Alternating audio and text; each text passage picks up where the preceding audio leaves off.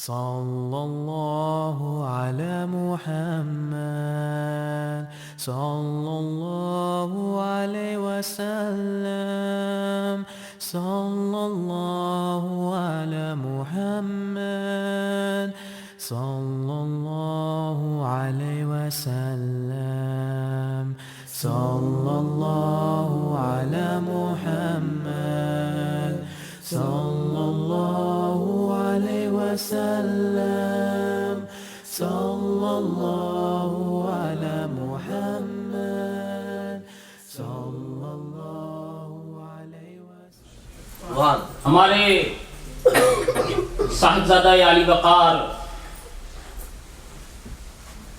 فاضل علوم اسلامیہ فاضل بغداد سبحان اللہ نظر کردہ اور پروردہ حضور شیخ الاسلام سبحان اللہ کچھ دیر کے بعد جلوہ گر ہوں گے. رب تبارک و تعالیٰ نے انتہائی ذہانت، فطانت، پاکیزگی اور اخلاق حسنہ کا حامل بنایا ہے. ایسی ہی کچھ صفات ہوتی ہیں کہ جو غیروں کو بھی اپنی طرف کھینچ کے لے آتی ہیں. یہ میرے ان کے سب کے شیخ کا کرم ہے، ان کی نظر عنایت ہے. یوں تو ان کی نظر عنایت ہر مرید پر ہے مگر حضرت پہ خصوصی ہے. اگرچہ خوبیاں دو طرح کی ہوتی ہیں، ظاہری اور معنوی. ان کے اندر بہت ساری خوبیاں ہیں. اللہ نے علم سے بھی نوازا ہے. اگر یہ بالکل نہ پڑھتے ہیں بہت سارے ایسے، لیکن پھر بھی خاندان عظیمہ سے منسلک ہونے کی بنیاد پر لائق تعظیم ہے، لائق تکریم ہے اور لوگ ان کو مانتے ہیں.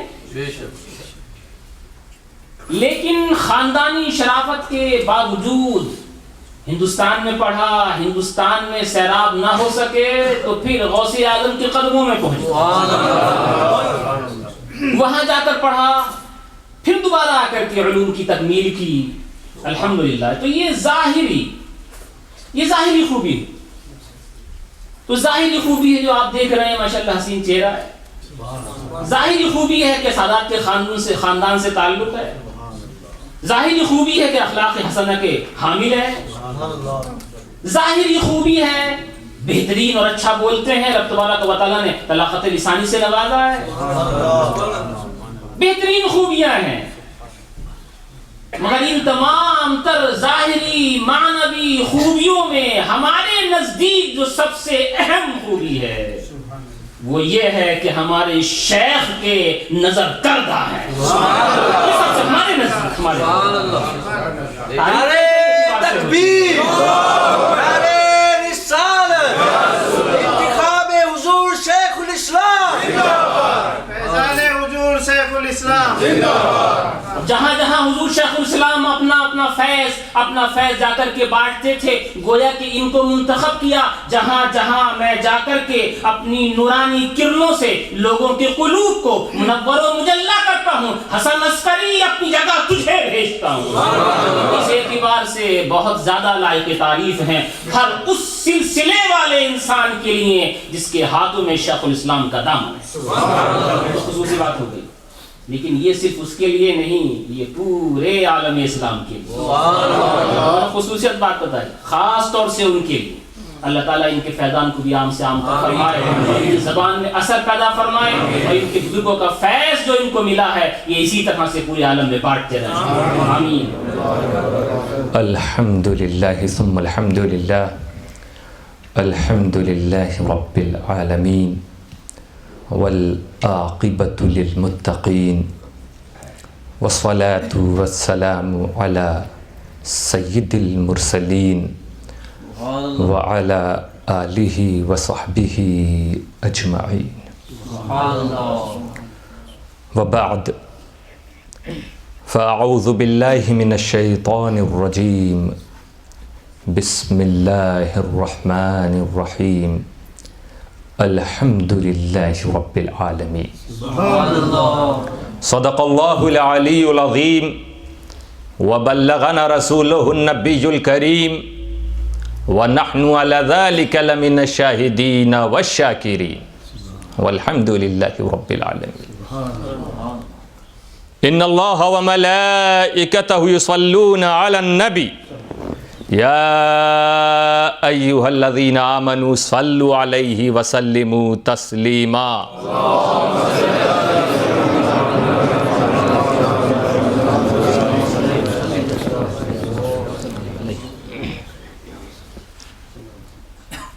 لاسٹ سفر میں بولٹن میں جشن تفسیر کے موقع پر سورۃ الفاتحہ کے تعلق سے کچھ باتیں ہوئی تھیں اور اس سورت کے فیضان سے ہم سب روشنی حاصل کر رہے تھے. آج کچھ باتیں اسی کے آگے ہوں گی.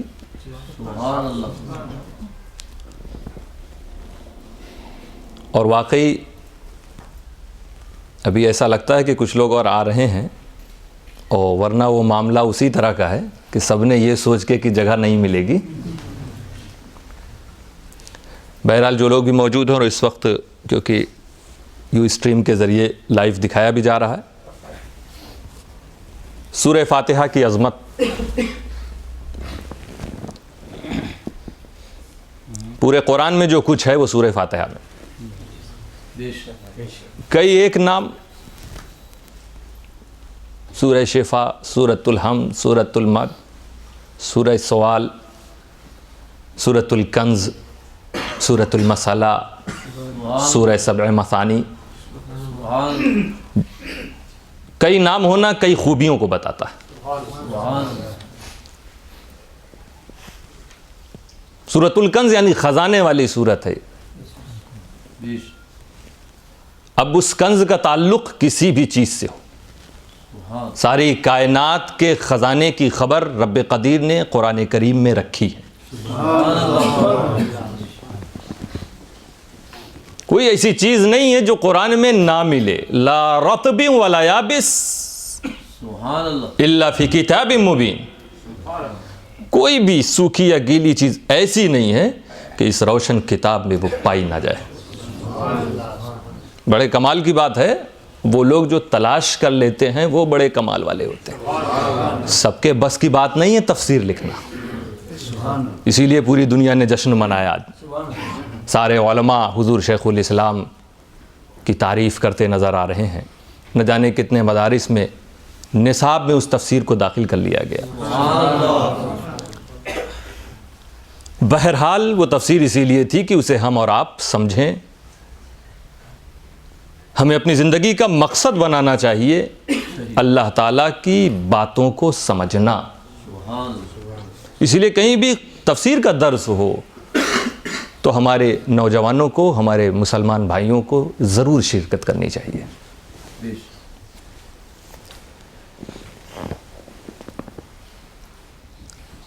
ہر نام کی روشنی میں اگر بات کی جائے بہت تفصیل ہو جائے گی.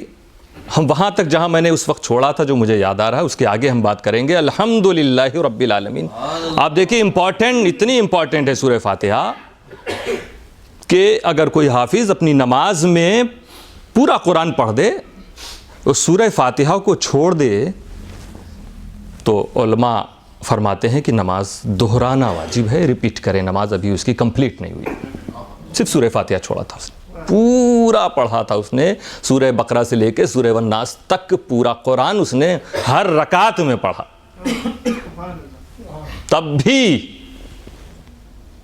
اس نے ایک واجب کو چھوڑا ہے, نماز کمپلیٹ نہیں. اور اگر صرف سورہ فاتحہ پڑھ لے تو پھر قرآن سے کہیں سے بھی 3 آیت پڑھ دے نماز ہو گئی. دہرانا ضروری نہیں. آخر اہمیت والی چیز ہے. اسی طرح پوری سورت کی بات نہیں, سورہ فاتحہ کا ایک ایک لفظ نماز میں آنا چاہیے. ایک ایک لفظ کی اہمیت ہے. ایسا سمندر ہے یہ سورۃ الفاتحہ. رب تعالیٰ اس کی ابتدا فرما رہا ہے بسم اللہ الرحمن الرحیم کے بعد الحمدللہ رب العالمین. الحمدللہ, ساری تعریف اللہ کے لیے. تو بڑائی یہ حمد اللہ کے لیے. اس میں ایک پیغام ملا ہمیں بندوں کو کہ یہ بندے تو کسی بھی کنڈیشن میں ہو حمد الہی سے غافل مت رہنا. قرآن شروع کرنے والا جو قرآن پڑھے گا وہ بادشاہ بھی ہو سکتا ہے، الگ الگ سٹیٹس والے لوگ، وزیر بھی ہو سکتا ہے، سپاہی بھی ہو سکتا ہے، دربان بھی ہو سکتا ہے، جھوپڑی میں رہنے والا بھی ہو سکتا ہے، حویلیوں میں رہنے والا بھی ہو سکتا ہے، کسی ڈپارٹمنٹ کا اعلیٰ افسر بھی ہو سکتا ہے، کہیں چپراسی بھی ہو سکتا ہے، وہ ہو سکتا ہے کسی جرم کی وجہ سے جیل گیا ہو، وہ قیدی بھی ہو سکتا ہے، وہ آزاد بھی ہو سکتا ہے، لیکن جو بھی قرآن شروع کرے گا تو الحمدللہ رب العالمین ہی سے کرے گا۔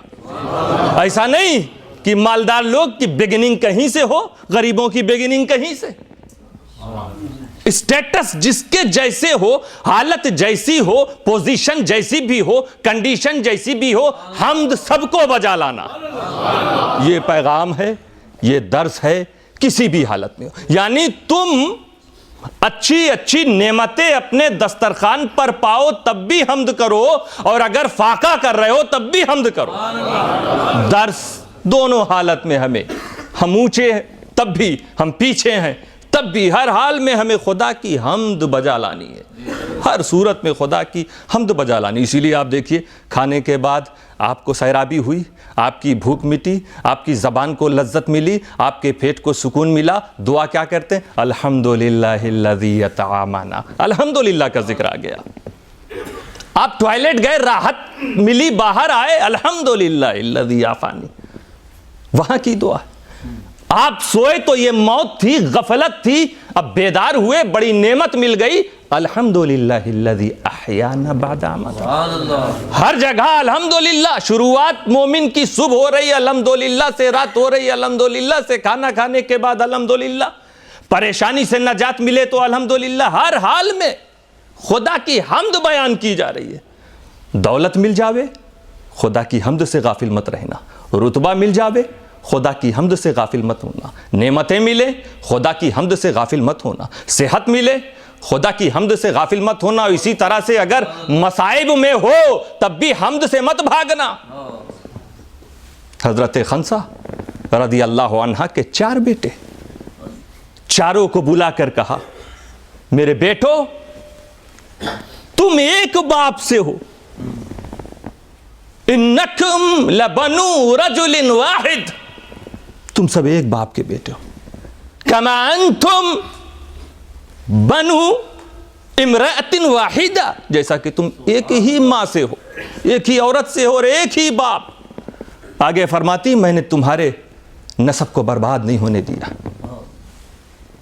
اس کی حفاظت کی ہے، بڑی محنت سے تمہیں پالا ہے۔ اب بات خدا اور اس کے رسول کے کلمے کی ہے، بات جہاد کی ہے، بات اسلام کی ہے۔ جنگ ہے کل، تم سب کو اس میں حاضر ہونا ہے اور اپنا لہو، اپنا خون دینا ہے۔ ہم انشاءاللہ جنت میں ملیں گے تمہارے ساتھ۔ ماں کا کلیجہ دیکھو، آج کی ماؤں کو کتنی فکر ہے اپنے بیٹوں کی، جنت کی کتنی فکر ہے اور دنیا کی کتنی فکر ہے۔ یہ احساس ہمارا کب جاگے گا؟ ہم ان اپنے اسلام کی مہان عورتوں کے واقعات جب تک نہیں پڑھیں گے، ہمیں تعلیم و درس کیسے ملے گا؟ بہرحال وہ بچے، ماں کے فرما بردار بچے، کسی نے یہ نہیں کہا کہ ارے 2 جا رہے ہیں، کم سے کم 2 کو تو رہنے، نہیں، چاروں کے چاروں جنگ میں جا رہے ہیں، ایک کے بعد پہلا گیا شہید ہو گیا، دوسرا گیا شہید ہو گیا، تیسرا گیا شہید ہو گیا، چوتھا گیا شہید ہو گیا۔ اب خبر دی گئی ماں کو، ارے تمہارے 4 بیٹے شہید ہو گئے، تو زبان سے پہلا جملہ نکلتا الحمدللہ، الحمدللہ۔ اے اللہ تیرا شکر ہے، ہم بھی جلدی ہی اپنے بچوں سے جنت میں ملیں گے۔ یہ ماں کا کلیجہ ہے۔ میرے دوستو، حسین کتنے مصائب، کون رسول کے کاندھے پہ بیٹھنے والا شہزادہ، ایسی سواری کسی نے نہیں کی ہوگی، سارے سیدوں کا باپ وہ حسین، جو خلافت کا حقدار، امر بالمعروف نہی عن المنکر کے پرچم کو لیے ہوئے، کسی ذاتی لڑائی کی وجہ سے نہیں، جیسا کچھ لوگ کبھی ٹی وی چینلز پہ بیٹھ کے کہتے ہیں وہ گئے تھے، حکومت کی لڑائی تھی، ایسی لڑائی تھی، ویسی لڑائی تھی، امام حسین کو نہیں جانا چاہتا، وہ گئے تھے، دوسرے صحابہ نہیں جا رہے تھے، وہ کیوں چلے گئے؟ ارے امام حسین جنگ کے لیے تھوڑی نہ گئے تھے، جنگ کے لیے کوئی علی اصغر کو لے کے جائے گا، بیمار زین العابدین کو لے کے جائے گا؟ بہرحال امتحان، حسین 3 دن کے پیاسے علی اصغر کو لے کر گئے. واقعہ آپ نے سب سنا, اس کی تفصیل میں نہیں جاؤں گا. پانی مانگا یہ سوچ کے کہ ہو سکتا ہے یہ لوگ اس پر تو کچھ رحم کھائیں گے. ملا کیا تیر.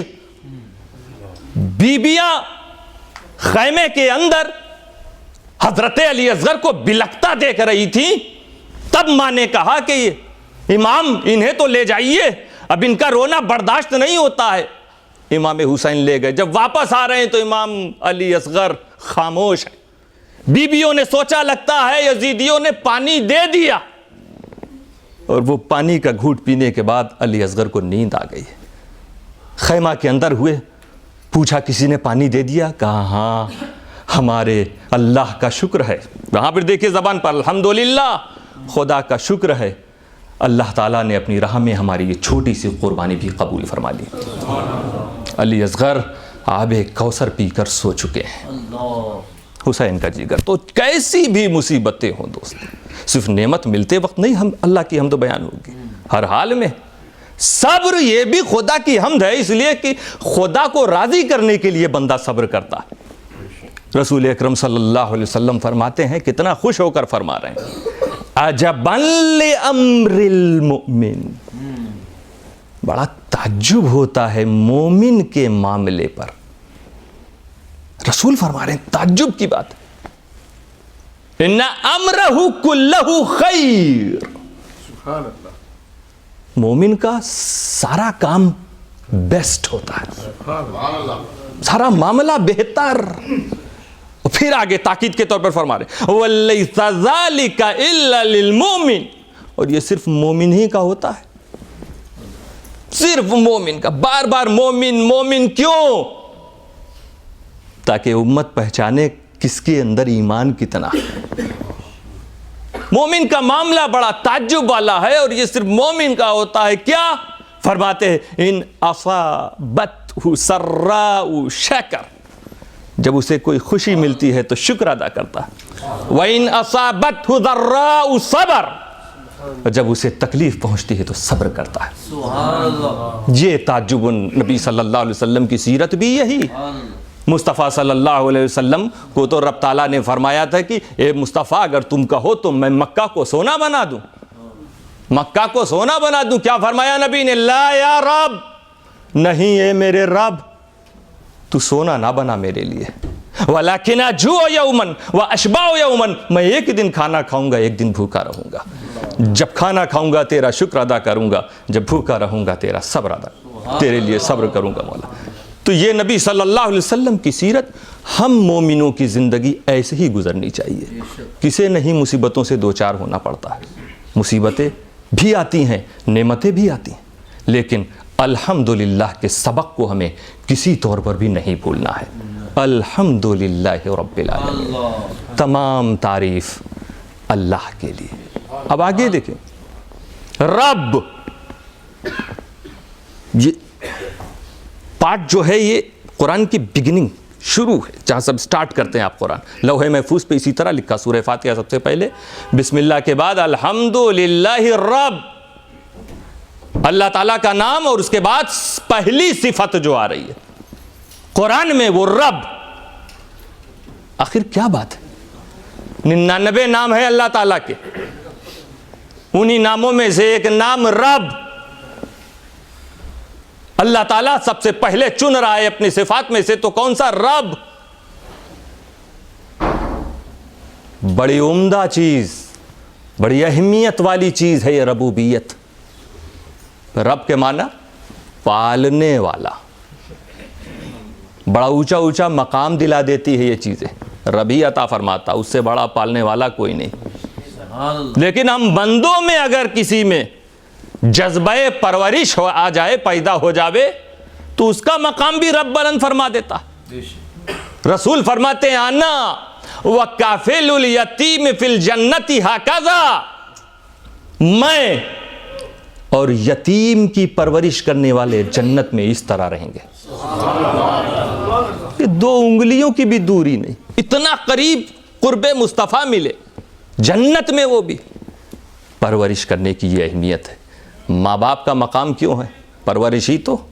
قرآن میں خود دعا آ رہی ہے کہ بندہ دعا کرے اپنے ماں باپ کے لیے، یا رب ارحمہما کما ربیانی صغیرہ، ربیانی وہی ذکر، اسی تربیت کا ذکر کہ اے اللہ میرے ماں باپ پر رحم فرما، اور آگے وجہ بھی بتائی جا رہی، ان دونوں نے ہماری تربیت کی، ہمیں پالا پوسا، پرورش۔ ماں باپ کا مقام پتہ چل رہا ہے کہ جب صحابی رسول سے دریافت فرما رہے ہیں، عرض کر رہے ہیں یا رسول اللہ ای الاعمال احب الی اللہ، وہ کون سا کام ہے جو اللہ کو سب سے زیادہ پسند؟ حضور فرماتے ہیں الصلاۃ علی وقتہا، اپنے وقت پہ نماز۔ پھر انہوں نے پوچھا اس کے بعد، تو فرمایا بر الوالدین، ماں باپ کی خدمت، یہ مقام ہے نماز کے بعد، خدا کی عبادت کے بعد سب سے بڑی چیز یہ والدین کی خدمت ہے، مقام والدین کی پرورش۔ مگر ہم نے پچھلے اس میں بھی بتایا تھا کہ خدا کی شان ربوبیت میں اور والدین کی پرورش کرنے میں فرق ہے۔ خدا بھی پالتا ہے، بندے بھی پالتے ہیں، ماں باپ بھی پال رہے ہیں، مگر فرق، بہت سے فرق بتا چکا ہوں، یہ کہ ایک تو فرق یہ ہے کہ اگر ماں باپ کبھی کبھی ناراض ہو جاتے ہیں، بہت ناراض ہوئے، بہت جلال میں آئے، لڑکے نے ایسی تکلیف پہنچائی تو نکال دیتے ہیں گھر سے۔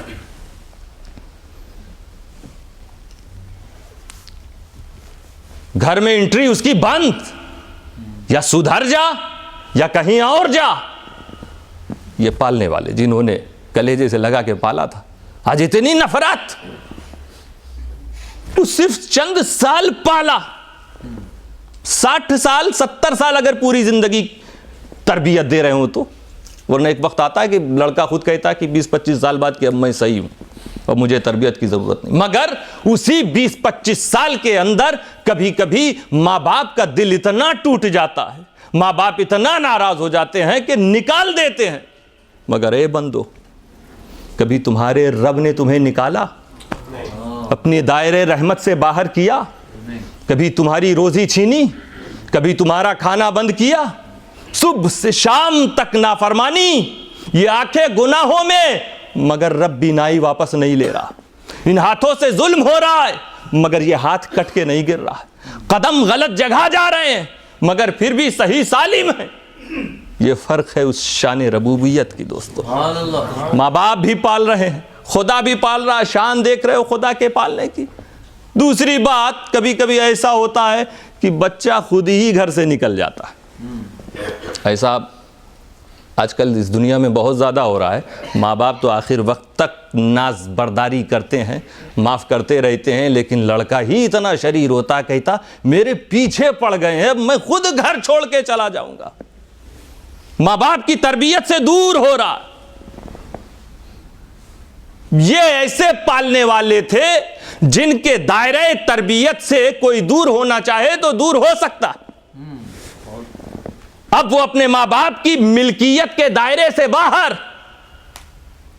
ماں باپ بولٹن میں وہ لندن میں، ماں باپ گجرات میں وہ بنگال میں، بنگال میں اس کے باپ کی کوئی پراپرٹی نہیں، وہاں آ کے اس کا باپ کوئی مدد اس کی نہیں کر سکتا، اس کے دائرے تربیت دائرہ ملکیت سے باہر۔ یہ ماں باپ ایسے پالنے والے کہ ان کے دائرے تربیت و ملکیت سے انسان باہر ہو سکتا ہے، مگر خدا، اگر کوئی یہ کہے کہ مجھے نہیں چاہیے خدا کی ربوبیت، نکلے گا اپنے گھر سے کیا باہر ہو جائے گا؟ اگر کبھی کوئی یہ سوچے تو چاہیے کہ وہ جنگلوں کی طرف جائے۔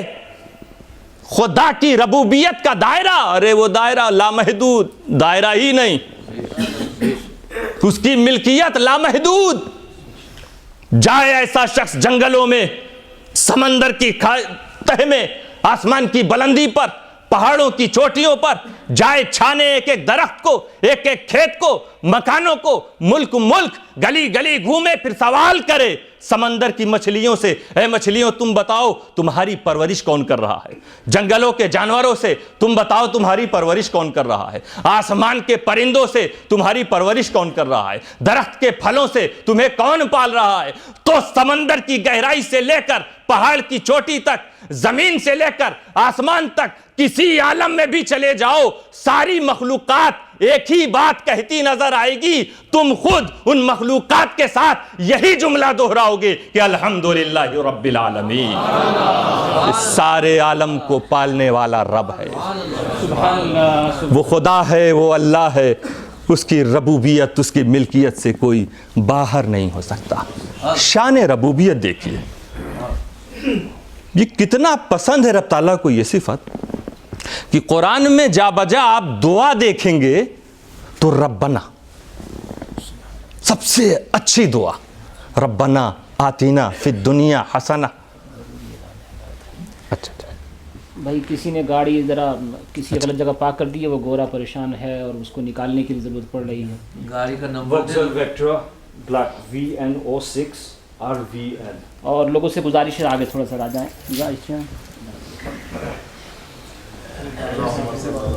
درود شریف پڑھ لیں، اللہم صلی اللہ علیہ وسلم۔ نعرہ تکبیر، نعرہ رسالت، جلسہ سیرت مصطفیٰ،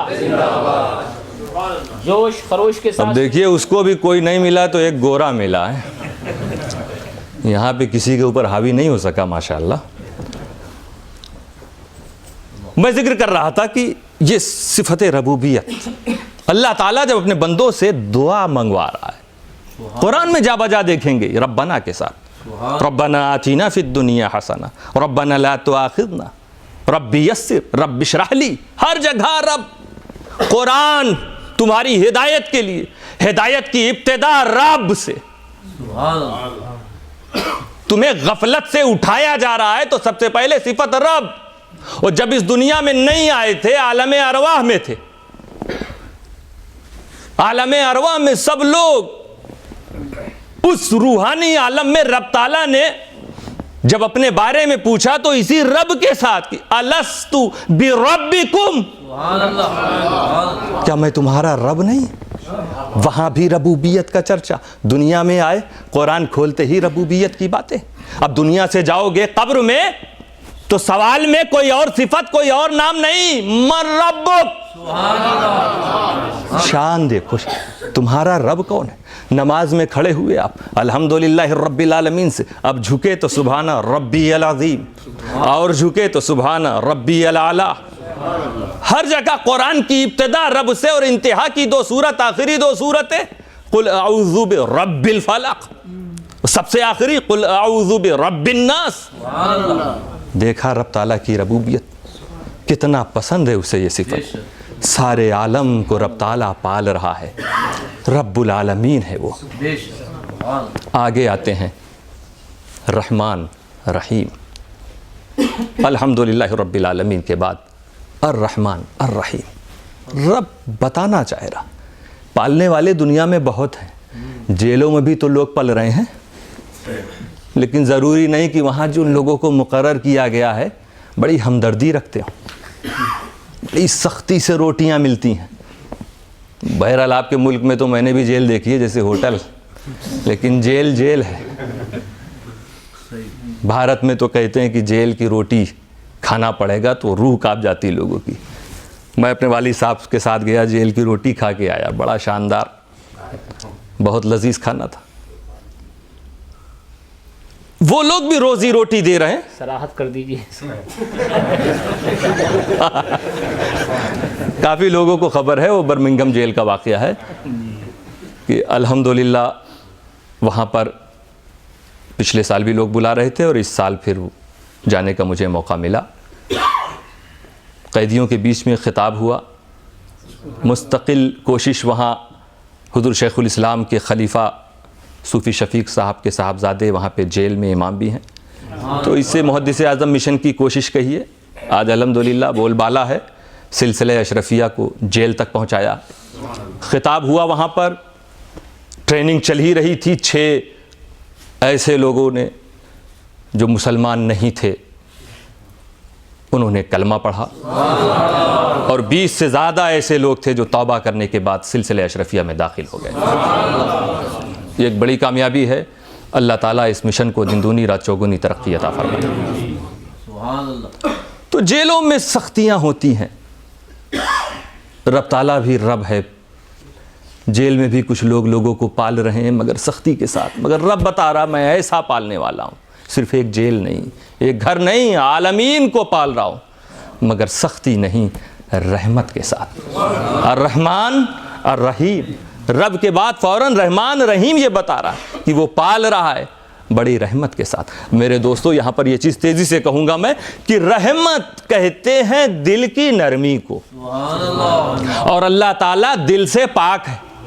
रब ताला के पास दिल नहीं, दिल से पाक है, वो जिस्मो जिस्मानिया से पाक। तो दिल नहीं तो दिल की नरमी का, और रहमत का मतलब होता है नरम दिल, नरम दिली। तो रहमान और रहीम का मतलब होगा नर्म दिल वाला। अल्लाह रहमान क्या नर्म दिल वाला, अल्लाह रहीम क्या नर्म दिल वाला? नहीं। कभी कभी डायरेक्ट लफ्ज का तर्जमा नहीं किया जाता, उसका रिजल्ट, उसका नतीजा देखा जाता कि जब किसी का दिल नरम होता है तो नतीजा क्या होता। आप किसी भिखारी, किसी बैगर को देखें परेशान है, किसी कर्जदार को देखें परेशान है, तो आपका दिल नरम होगा, और नरम होने के बाद आप ऐसे ही उसकी पीठ थपथपा के नहीं चले जाएंगे। अगर आपके पास कुछ है तो आपका हाथ जेब में जाएगा और उसे आप कुछ ना कुछ दे कर जाएंगे। तो दिल जब नरम होता है तो उसका नतीजा एहसान, उसका नतीजा फजल, करम। अल्लाह ताला दिल से पाक है, मगर तर्जमा जब करेंगे कि अल्लाह रहीम है तो मतलब ये निकलेगा कि अल्लाह ताला फजल करने वाला है, एहसान करने वाला है, करम करने वाला।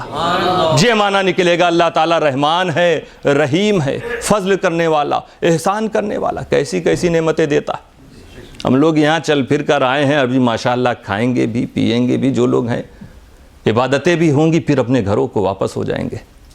अगर रब चाहता, अगर वो हिसाब लेना शुरू कर देता कि जिसने आज शुक्र किया होगा, सब्र किया होगा, इबादत की होगी, जिसकी इबादत मैंने कबूल की होगी, वही अपने घर वापस जाएगा, तो ज़रा अपने अपने गिरेबान में झांक के देखो कौन कौन अपने घरों में वापस हो सकता था।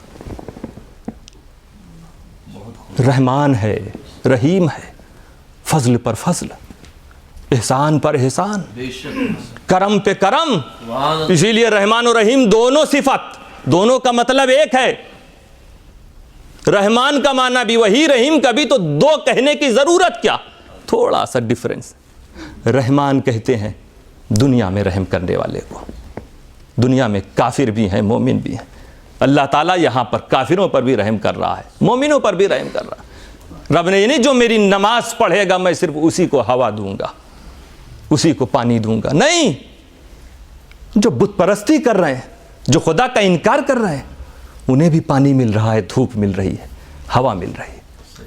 तो रहमान मतलब दुनिया में, वो दुनिया में काफिरों पर भी रहम है, मोमिनों पर भी रहम। और रहीम मतलब आखिरत में, आखिरत में रहम सिर्फ मोमिनों पर होगा।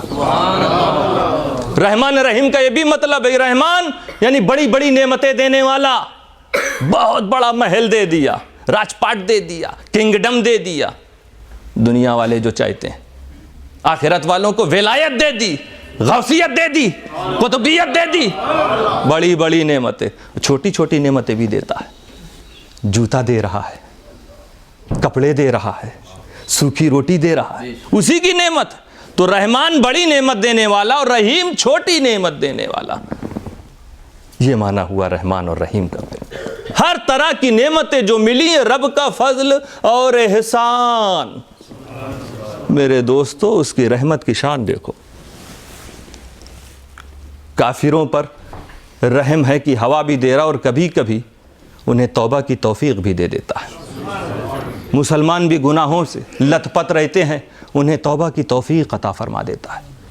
हज़रत बायज़ीद बुस्तामी फरमाते हैं एक वाक़या कि वो गुज़र रहे थे और एक बच्चा कीचड़ में, नाली में गिर गया खेलते खेलते, और उसका सारा कपड़ा ख़राब हो गया। अब सड़क से जितने लोग जा रहे हैं सब आगे निकल जा रहे हैं, देख रहे हैं, चले जा रहे हैं, क्योंकि वो इतना ख़राब कपड़ा हो गया कि कोई उसको टच नहीं कर रहा था, सब निकलते चले जा रहे हैं। अचानक उसकी माँ घर से बाहर निकली दौड़ते हुए। माँ वो नहीं जो गुजर जाए, आई बच्चे के पास पहुंची, 2 थप्पड़ मारा पहले उसे। होता है ना कि शरारत करता है, जब देखो परेशान करता है, पहले 2 थप्पड़। मगर सिर्फ पिटाई नहीं दोस्तों, फिर उसके बाद वही माँ اٹھا کر لے جا رہی ہے، اسے صاف پانی سے نہلا رہی ہے، صاف ستھرے کپڑے پہنا رہی ہے۔ ماں کا کردار ہے، ماں کی رحمت دیکھ لو۔ یہ منظر سب تو دیکھ کے گزر رہے تھے۔ حضرت بایزید بستامی نے اس بچے کو اس حالت میں بھی دیکھا، ماں کو دوڑتے ہوئے بھی دیکھا، اور یہ ساری کنڈیشن دیکھی، وجد میں آ گئے،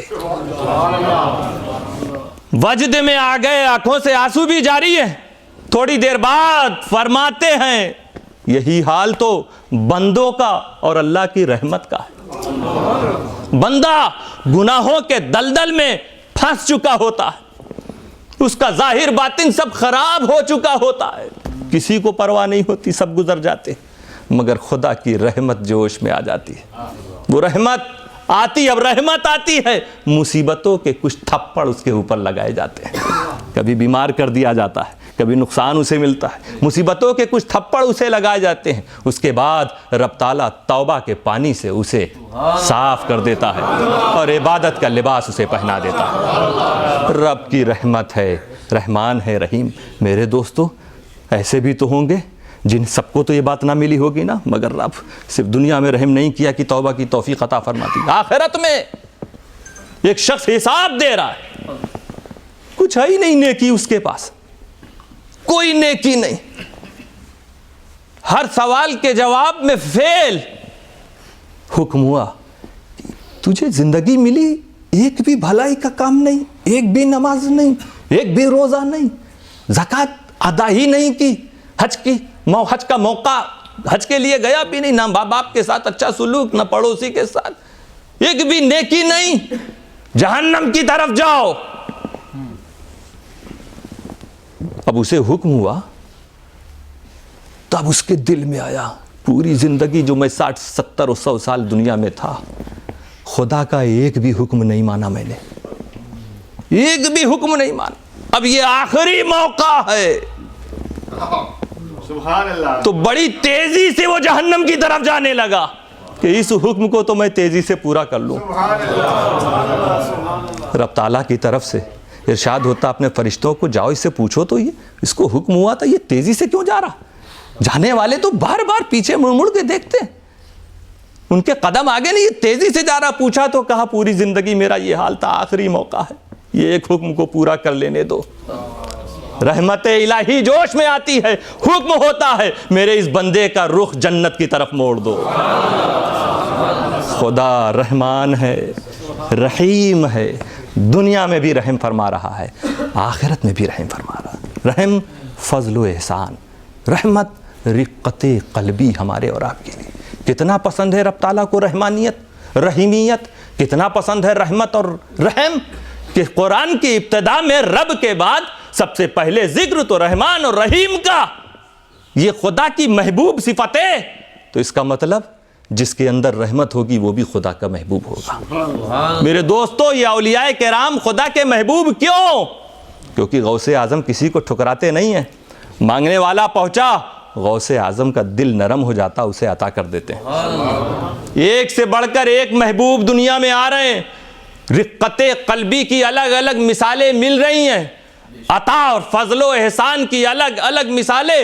اب تم کچھوچا کی ایک مثال دیکھ لو، مخدوم اشرف کے دل کو دیکھ لو، ان کا دل کتنا نرم کہ محدث اعظم فرماتے اپنا تجربہ کہ تیری عطا پہ اشرفا سید خستہ جاں فدا، منگتا کہ لب ہلے نہیں، حکم ہوا دیا دیا۔ مخدوم اشرف تکبیر، نعرہ رسالت، فیضان حضور مخدوم پاک۔ یہ سارے اولیاء خدا کے محبوب، یہ سب رحمت والے ہیں۔ اب سب سے بڑا محبوب بھی وہی ہوگا جس میں سب سے زیادہ رحمت ہو۔ میرے دوستو، بغیر کسی تفصیل کے آپ جانتے ہیں کہ سب سے زیادہ رحمت کس میں ہے۔ یہ صرف بھارت، پاکستان، انگلینڈ، ایک عالم دو عالم کی بات نہیں، یہ وہ رحیم ہیں جن کے بارے میں خدا فرما رہا ہے وَمَا أَرْسَلْنَاكَ إِلَّا رَحْمَةً لِلْعَالَمِينَ۔ جس محبوب کو سارے عالم کے لیے رحمت بنا کر بھیجا، وہی سب سے بڑا محبوب ہے۔ الرحمن الرحیم، اس کے بعد مالک یوم الدین۔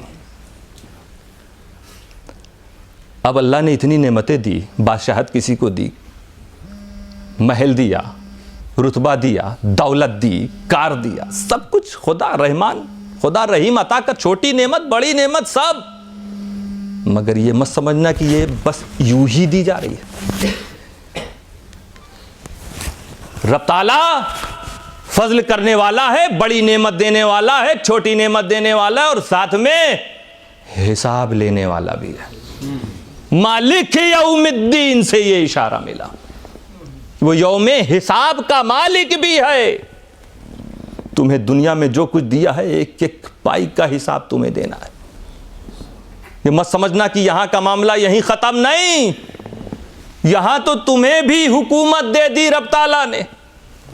اپنی حکومت, اپنی دولت کے بلبوتے پر تم اپنی پریشانیوں کو حل کر لیتے ہو, مگر وہ حشر, وہ قیامت جس کے بارے میں رب خود فرمائے لمن الملک اليوم, آج کس کی حکومت ہے, کس کی حکومت ہے, آج کس کی بادشاہت. رب تعالیٰ خود فرما رہا للہ الواحد القہار,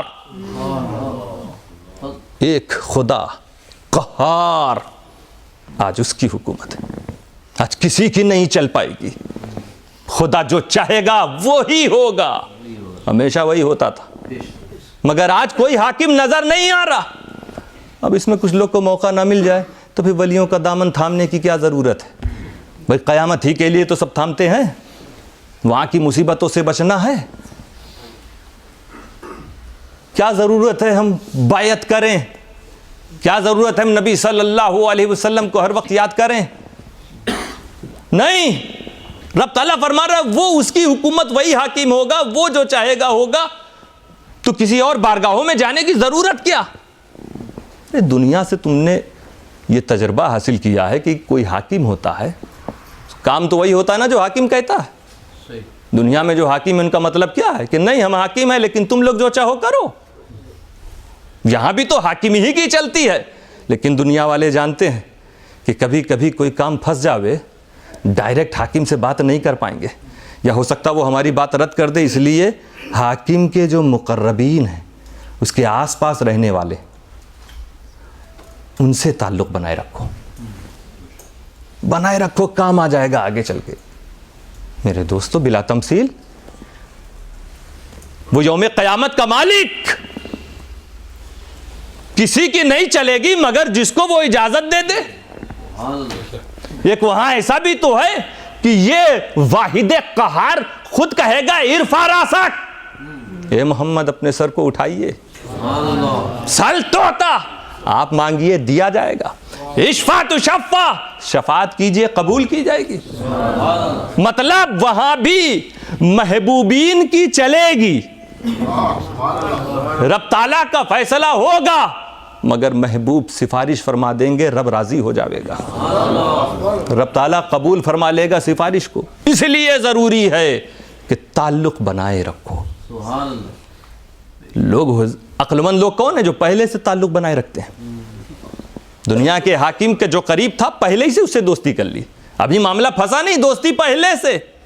آئین وقت پہ کوئی دوست بنتا ہے تو پہلے سے تعلق بناؤ.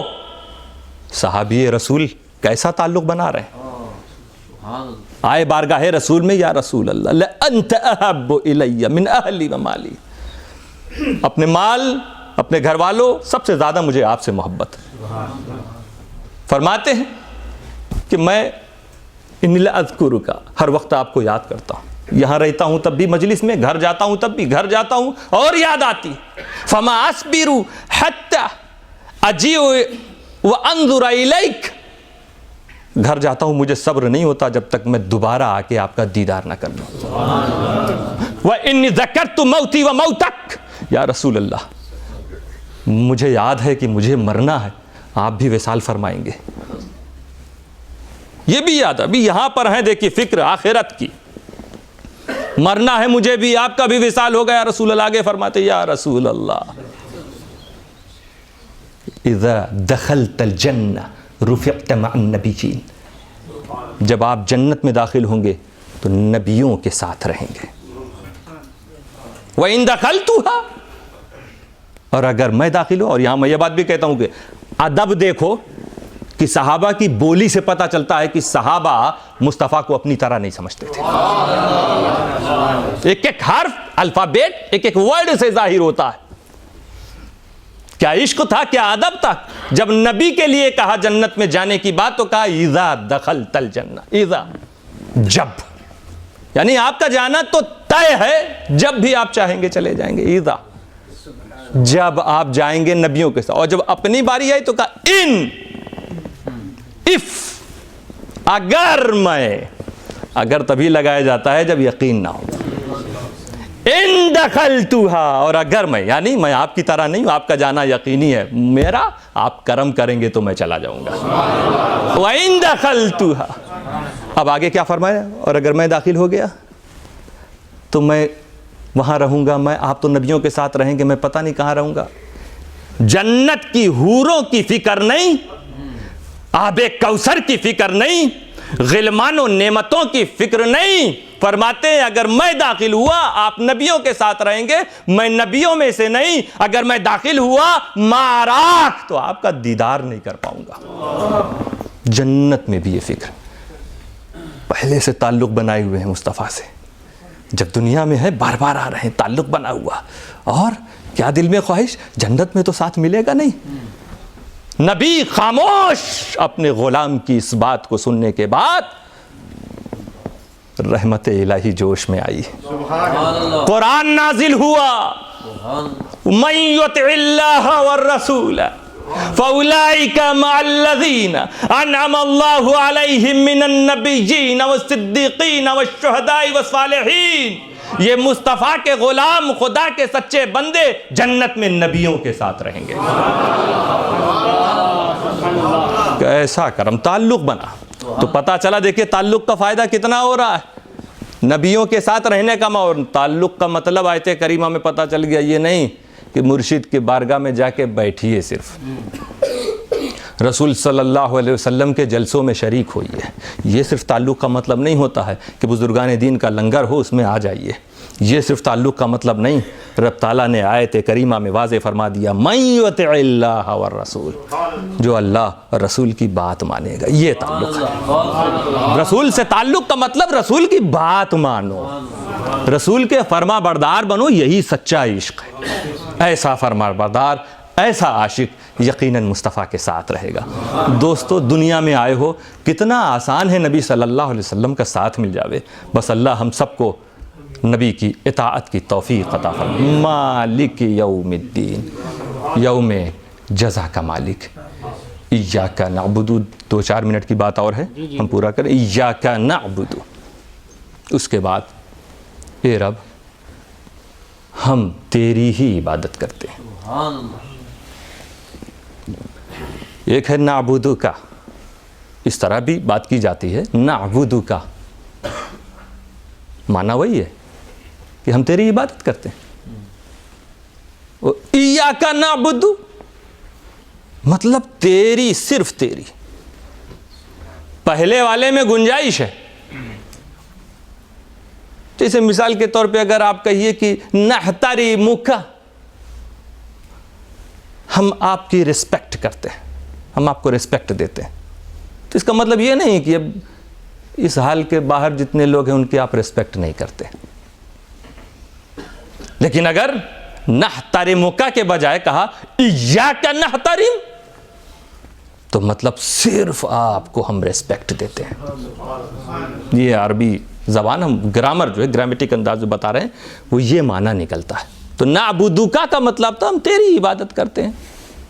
لیکن ایسے لوگ ہیں نا بہت سے جو آج کل ادھر بھی عبادت ادھر بھی عبادت, ان کو بھی ماننا ان کو بھی ماننا. سرو دھرم سمیلن. ایاک نعبد, رب تعالیٰ فرما رہا میری ہی صرف عبادت ہوگی. جب بات عبادت کی ہوگی تو کوئی بیچ میں نہیں آنا چاہیے. تو بندہ بھی کہہ رہا کیونکہ رب تعالیٰ تعلیم دے رہا ہے نا. سورہ فاتحہ میں ہم کو سکھایا جا رہا کہ ہمیں کیسے بولنا ہے. اے مولا صرف تیری عبادت. اب ایاکا کو پہلے لانے میں ایک وجہ یہ بھی مفسرین نے بتائی ہے کہ مطلب یہ ہے کہ مولا تیری ہی رضا کے لیے, صرف تیری خوشی کے لیے. معلوم ہے کہ تو رب العالمین ہے، عالم کو پال رہا، مجھ کو بھی پالے گا، نعمتیں تو دے رہا ہے، تو رحمان ہے، رحیم ہے، چھوٹی نعمت بھی دے گا، بڑی نعمت بھی دے گا، مگر ان نعمتوں کے بدلے میں عبادت نہیں کر رہا. تو دنیا میں رحم کر رہا، آخرت میں رحیم جنت دے گا، جنت کی وجہ سے مولا ہم عبادت نہیں کر رہے ہیں. تو مالک یوم الدین، یوم جزا کا مالک، جہنم سے تو بچا لے گا، ہم جہنم کی وجہ سے عبادت نہیں کر رہے ہیں، یا کا ہم تو تیری وجہ سے عبادت کر رہے ہیں، تیری رضا کے لیے عبادت کر رہے ہیں. تو جب نماز پڑھو تو ہمیشہ رب کو راضی رکھنے کے لیے نماز پڑھو. حضرت عیسیٰ علیہ السلام ایک گروہ کے پاس سے گزرے جو بہت عبادت میں مشغول تھا. پوچھا تم لوگ کیوں عبادت کر رہے ہو؟ کہا اللہ تعالیٰ کی جنت مل جائے اس لیے. فرمایا اللہ نے تم لوگوں کو جنت دے دیا، بشارت. دوسرے کے پاس سے گزرے، وہ لوگ اور زیادہ عبادت میں تھے. کہا تم کیوں کر رہے ہو؟ کہا جہنم سے ڈر لگتا ہے اسی لیے عبادت کرتے ہیں. کہا اللہ تعالیٰ نے تم لوگوں کو جہنم سے بچا لیا. تیسرے کے پاس سے گزرے، بڑے اطمینان سے عبادت کر رہے تھے. کہا تم لوگ کون ہو؟ تو کہتے ہیں نحن المحبون للہ، ہم اللہ کے چاہنے والے ہیں، جنت کی لالچ میں عبادت نہیں کرتے، جہنم کے خوف سے عبادت نہیں کرتے. ہم تو رب تعالیٰ کے جلال کو سمجھتے ہیں، رب تعالیٰ کے جلال، رب تعالیٰ کے جمال کو سامنے رکھ کے ہم رب کی عبادت کرتے ہیں، ہم رب کو راضی رکھنے کے لیے رب کی عبادت کرتے ہیں. حضرت عیسیٰ کیا فرماتے ہیں؟ انتم اولیاء اللہ حقا، تم ہی تو سچ میں اللہ کے ولی ہو. وَقَدْ أُمِرْتُ أَن أُقِيمَ مَعَكُمْ، مجھے خدا نے حکم دیا کہ میں تم لوگوں کے ساتھ بیٹھوں. ایاک نعبد کی یہ شان ہے جو صرف خدا کی رضا کے لیے خدا کی عبادت کرتے ہیں. وَإِيَّاكَ نَسْتَعِينُ، مولا تجھ ہی سے مدد چاہتے ہیں.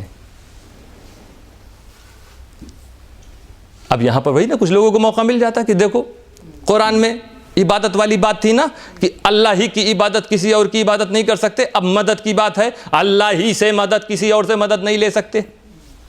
جب ایک مان لیا تو دوسرا بھی مانو. سنی علماء کے ترجمے میں دیکھ لو، موجود ہے تجھ ہی سے مدد. اعلیٰ حضرت کا ترجمہ تجھ ہی سے مدد. اب ان کا سوال کھڑا ہے، اللہ کے ناسمجھی والا سوال ہے، سمجھ ہی نہیں پا رہے ہیں. حقیقت میں مددگار تو اللہ ہی ہے نا. اسی لیے محدث بہت شارٹ میں، کیونکہ کبھی میں کہیں دہرا بھی چکا ہوں اس بات کو، محدث اعظم نے جب ترجمہ کیا تفسیر اشرفی، یہ محدث اعظم کے ترجمے کی تفسیر ہے. کتنا پیارا ترجمہ محدث اعظم فرماتے ہیں، کسی کو کوئی اعتراض کرنے کا موقع ہی نہیں. کہا ایاک نعبد، اے مولا ہم تیری ہی عبادت کرتے ہیں. وایاک نستعین، اے مولا ہم تیری ہی مدد چاہتے ہیں، تیری مدد. اب تیری مرضی، تو چاہے بغداد سے دے دے یا اجمیر سے دے دے، تو مدینہ سے دے دے یا لاہور سے دے دے، مدد تیری ہی ملتی ہے، چاہے اجمیر جانے والے کو ملے چاہے بغداد جانے والے کو ملے. مدد اللہ تعالیٰ. وَإِيَّاكَ نَسْتَعِينُ، اے مولا ہم تیری ہی عبادت کرتے ہیں، تیری ہی مدد چاہتے ہیں. رسالت فیضان حضور محدث اعظم ہند، فیضان اعلیٰ حضرت. میں سمجھتا ہوں بات پوری.